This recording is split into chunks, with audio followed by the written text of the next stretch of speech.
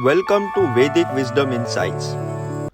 Glory to my Guru Swami Mukundananda for showering his blessings on me and everybody. Welcome to our ongoing Isopanisad series. In today's episode, we will discuss 16th verse. First, we will chant the mantra followed by translation, and then we will discuss what the mantra is giving us the message so we can implement that in our life. So verse 16 says, Pusan ekar se yama surya prajapatya vyuha rasmin samuha tejo yat te rupam kalyanantamam tat te pasyami yo sava asahu purusha soham asmi. Translation: O my Lord, O primeval philosopher, maintainer of the universe, O regulating principle, destination of the pure devotees, well-wisher of the progenitors of mankind, please remove the effulgence of your transcendental rays so that I can see your form of bliss. You are the eternal supreme personality of Godhead, like unto the sun, as am I.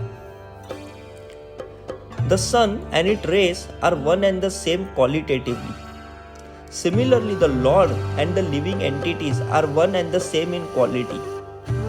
Within the sun itself resides the sun god, and similarly within the supreme spiritual planet, that is Golok Vrindavan, from which the Brahma Jyoti effulgence is emanating, the Lord enjoys his eternal pastimes.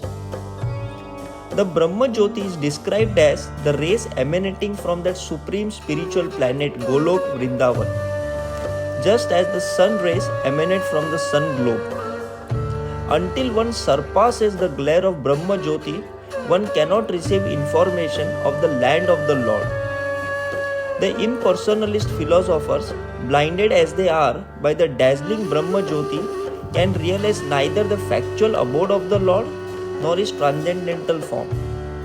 Limited by their poor fund of knowledge, such impersonalist thinkers cannot understand the all-blissful transcendental form of Lord Krishna.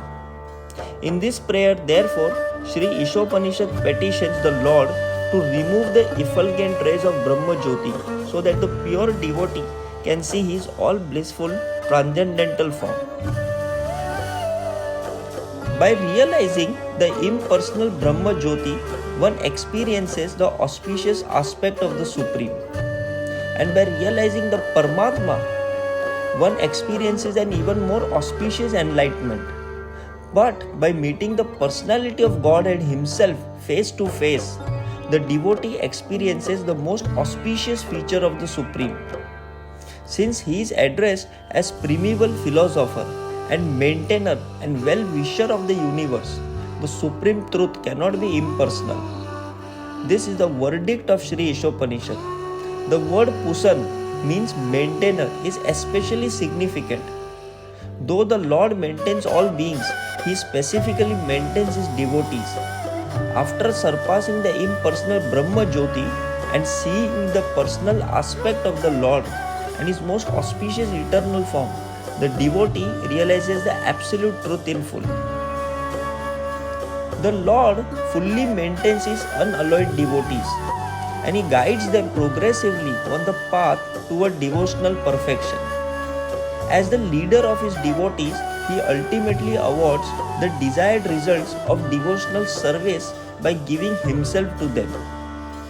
The devotees of the Lord see the Lord eye to eye by his causeless mercy.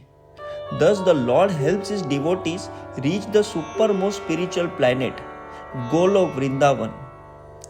Being the creator, he can bestow all necessary qualifications upon his devotees so that they can ultimately reach him.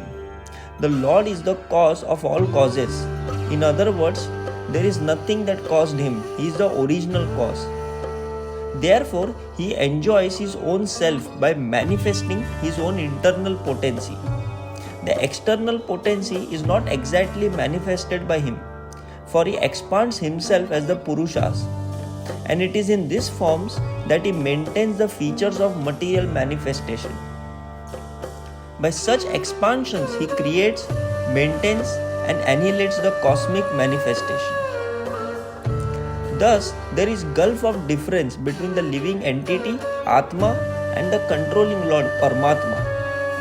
Parmatma is the controller and Atma is the controlled.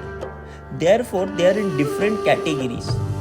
Because the Paramatma fully cooperates with the Atma, he is known as the constant companion of the living being. Since the Lord is the origin of both Paramatma and Brahman, he is the origin of all living entities and all else that exists. One who knows this engages himself at once in the devotional service of the Lord. Such a pure and fully cognizant devotee of the Lord is fully attached to him in heart and soul. And whenever such a devotee assembles with similar devotees, they have no engagement but the glorification of the Lord's transcendental activities. The Lord always helps the pure devotees by imparting necessary knowledge within their hearts, and thus out of his special favor he dissipates all the darkness of ignorance.